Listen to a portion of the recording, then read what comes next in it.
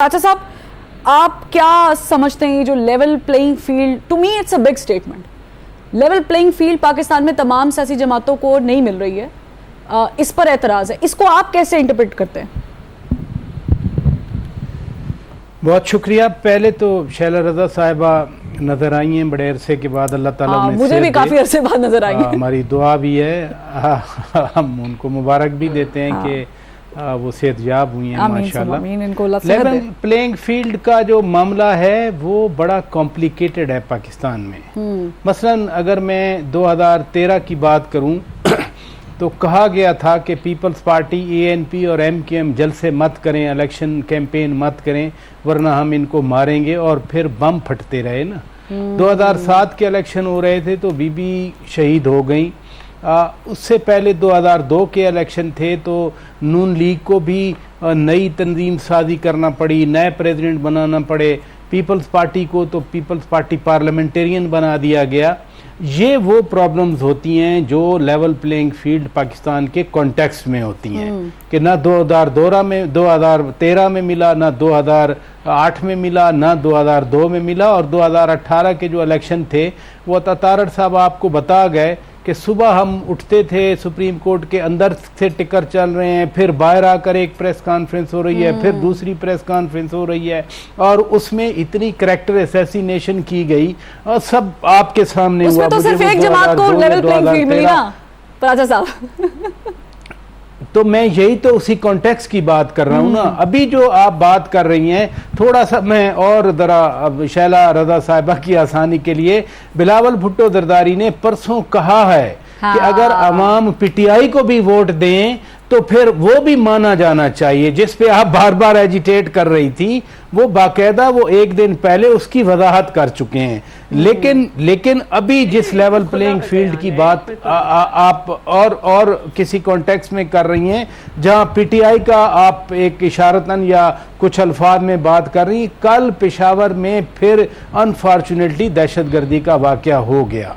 TTP को इस मुल्क में वापस लाकर आबाद करने की कोशिश की गई, उनके कुछ लोगों को जेल से निकाल कर रिहा किया गया। वो पाकिस्तान के अफवाज को हिट कर रहे हैं बलूचिस्तान में, साबिक ट्राइबल एरियाज में, या पेशावर तक का जो कल आना है मुझे तो बड़ी फिक्र लग रही है। इधर हमारे इलेक्शन आ रहे हैं, उधर से वो पेशावर तक आकर अपनी कार्रवाइयाँ कर रहे हैं, क्योंकि मुझे 2013 की मैंने आपको एग्जाम्पल दी आपके सामने।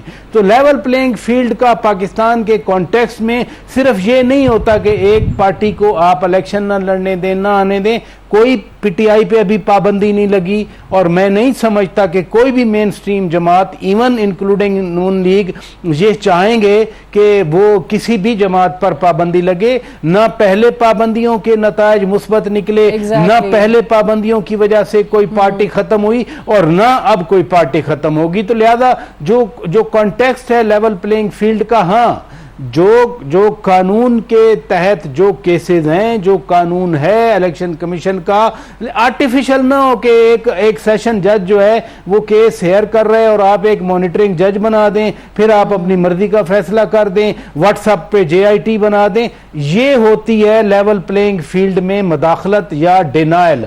अगर एक लॉजिकल सिचुएशन में केसेस चल रहे हैं, केसेस चलते रहते हैं, और शैला रज़ा साहिबा ने सही एग्जांपल दी। बहुत सारे पॉलिटिशियन हैं जिन्होंने जेलों में बैठ के इलेक्शन लड़े, वो इलेक्शन जीते, वो अपनी पोजीशन पे होते हुए भी। सदर ममलिकत डॉक्टर आरिफ अलवी 2014 के उस धरनों के दिनों में जब उन पे केस बने हुए थे, अभी बतौर सदर वो जाते रहे अदालतों में, और उन्होंने कहा कि मुझे आर्टिकल 284 के अंडर की इम्यूनिटी नहीं चाहिए, मैं अदालतों में पेश हूंगा।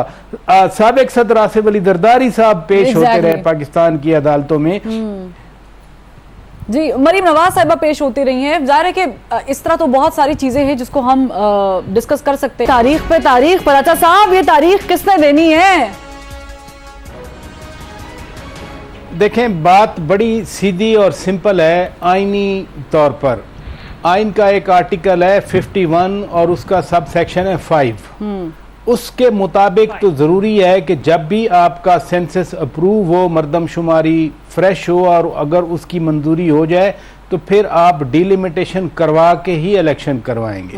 आइन का आर्टिकल एक है 224 और उसका सब सेक्शन है 2।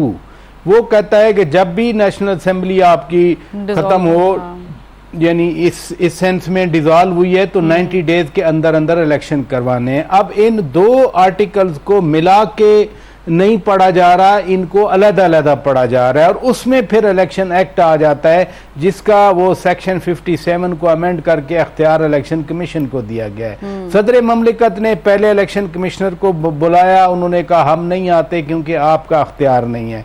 फिर सदर ममलिकत ने लॉ मिनिस्ट्री से एडवाइस ली, लॉ मिनिस्ट्री ने वादे कर दिया कि इलेक्शन कमीशन जो है वो उसका अख्तियार है तारीख देने का। अब जो कल परसों से ये हो रहा था कि सदर ममलिकत तारीख दे रहे हैं, सदर ममलिकत ने वाकई पिछली जुमेरात को मुशावरत की, शाम को 5-6 बजे सदर ममलिकत ने अपने स्टाफ से कहा तैयारी करो, हम इलेक्शन की तारीख देंगे। और फिर इस वजह से आपको मालूम है फरवा वहीद कि वो एक मीटिंग हुई बड़ी सारी जिसमें मना किया गया कि आप इलेक्शन की तारीख नहीं देंगे। अब कल फिर ये स्टोरी आ गई। हाँ। तो हम ये समझते हैं जो लॉ मिनिस्ट्री की जो एडवाइस आई उसके मुताबिक तो इलेक्शन कमीशन का काम है तारीख देना।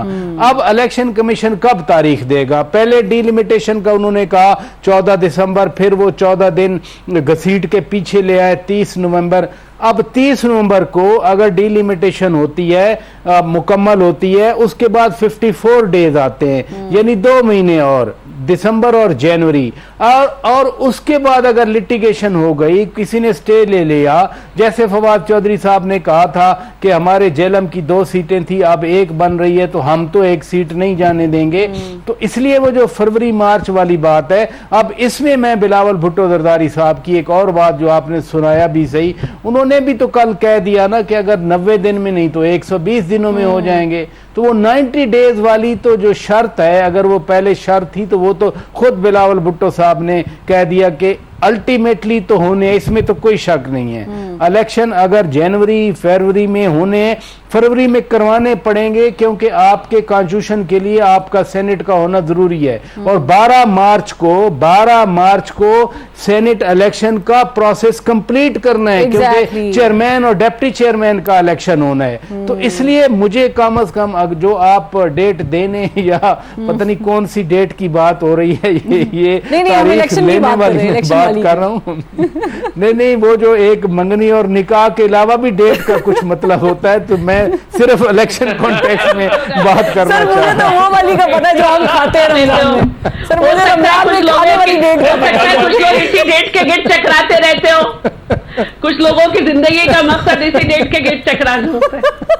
I hope फराजा साहब is not one of them। फराजा साहब वैसे वो डेट होती है ना, वो खजूर जिसे हम बोलते हैं, वो कितनी डेट्स खाई, वो वाली डेट तो खैर आप और चौथी डेट का मतलब लेके आई हैं।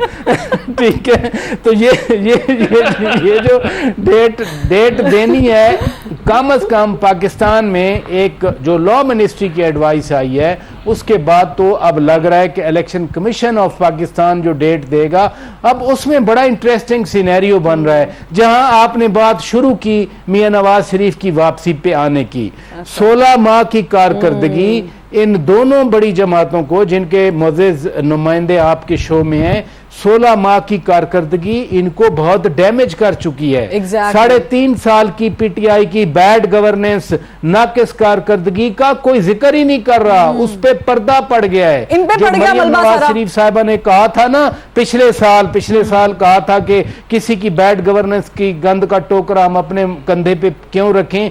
अब वो चीजें नजर, मुझे नहीं कभी किसी ने सुनाया कि जी वो पीटीआई का आईएमएफ के साथ एग्रीमेंट था, हमने तो उसी को बढ़ाया। लोग नहीं मान रहे। लोग सुबह जब जाते हैं चीनी लेने के लिए, कुकिंग ऑयल लेने के लिए, दाल लेने के लिए, गोश्त लेने के लिए, तो वो कहते हैं कि ये हमारे ऊपर क्या अजाब आ गया। यही बात है बिजली की। देखिए, मैंने आपको पहले भी बताया कि गुज़श्ता जुमेरात को 5-6 बजे उन्होंने बाकायदा इस पे वर्क शुरू किया। फिर जुमे को एक मीटिंग हो गई जिसमें उन्होंने मना कर दिया, यानी डेट नहीं आई। लेकिन कल परसों से फिर एक माहौल बना हुआ था। तो सदर साहब अगर डेट दे दें, देखें डेट देना, एक सदर मुमलिकत रियासत के सरबराह हैं, रियासत के और इदारे भी हैं, मसलन रियासत का एक इदारा है, एक सतून है, सुप्रीम कोर्ट। जी। अगर सुप्रीम कोर्ट ऑफ पाकिस्तान ने आपके सामने 14 मई की भी डेट दी थी, मुल्क की सबसे बड़ी अदालत ने कहा था कि 14 मई को इलेक्शन हुए, ये इलेक्शन स्टेट के जितने सारे स्टेक होल्डर हैं उनके साथ मिलके इलेक्शन हुआ करते हैं, ऐसे नहीं।